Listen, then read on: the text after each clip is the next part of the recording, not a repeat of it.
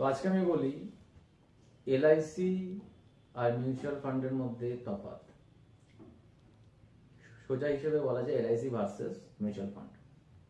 তো কোথায় বিনিয়োগ করাটা বেশি সুবিধাজনক হবে? এলআইসি খুব বহু প্রচলিত নাম, আর এলআইসি সবাই করতে চায়।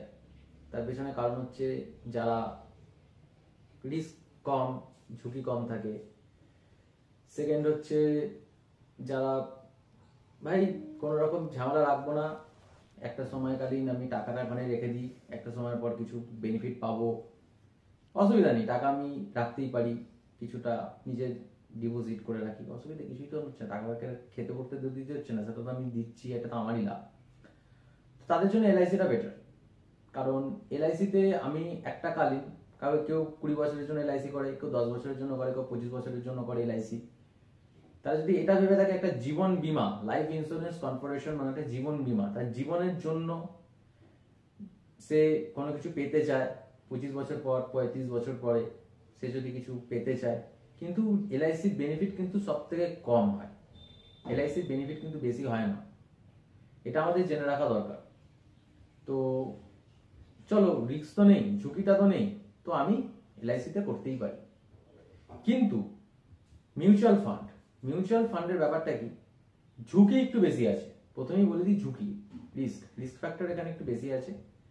যেহেতু এটা মিউচুয়াল ফান্ডের টাকা অনেক বিনিয়োগকারীরা এখানে সংস্থায় টাকা দেয়, তো যেহেতু বাজার মূল্যের ওপর, বাজারের নিয়ন্ত্রণের ওপর এই মিউচুয়াল ফান্ডটা বেসিসে পড়ে। তো মিউচুয়াল ফান্ডে যারা টাকা রাখে তাদেরকে রিস্ক একটু বেশি থাকলেও তাদের যে টাকাটা যে পাবে রিটার্ন, সেই রিটার্নটা কম বছরের জন্য হয়, যেটা এলআইসি 20 বছর, 25 বছর বা 10 বছর, 15 বছরের জন্য বললাম, সেটা মিউচুয়াল ফান্ডে 5 বছর, 6 বছর, 4 বছরও হতে পারে।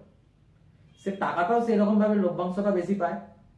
এবং সব থেকে বড় ব্যাপারটা হচ্ছে যেটা মিউচুয়াল ফান্ডে আমি যখন তখন টাকাটা উইথড্র করতে পারি, যেটা এলআইসিতে করা যায় না। এলআইসিতে করা হয় আমি যদি মাঝখান থেকে যদি কখনো এলআইসিটা আমি বন্ধ করি, আমি চালাতে পারছি না, একটা টাইম আমি চালাতে পারছি না, আমার মাস গেলে এত টাকা খরচা হচ্ছে, তো আমি এলআইসিটা এখন বন্ধ করতে চাইছি, তো আপনি কিন্তু কোনো লভ্যাংশ পাবেন না।